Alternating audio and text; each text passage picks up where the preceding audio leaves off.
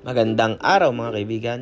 Today's video ay pupunta ulit tayo sa Bulabog Farm para umani ng dahon ng ampalaya.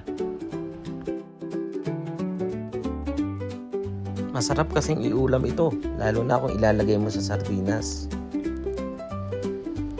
Grabe ang init ngayon mga kaibigan, kaya kailangan lagi tayong may baong tubig.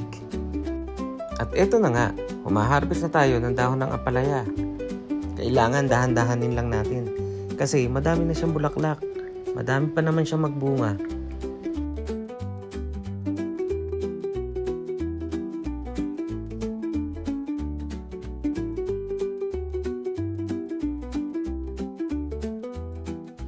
At siya nga pala, kasama ko ang misis ko ngayon.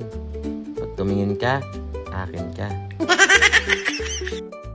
At isabay na rin natin ang pagtatali ng sitaw. Masyado na kasi siyang malago eh. At ito nga pala ang igiba namin dito pag magdidilig. Ang tawag namin dito ay balon ng mga sangre. Oh my God! Sa paghahalaman talaga kailangan mo ng sipag at tiyaga. Kasi sa paghahalaman kalaban mo talaga ang init, pagod, lalo na ang mga lamok. Kasing lalaki ng mga dragon.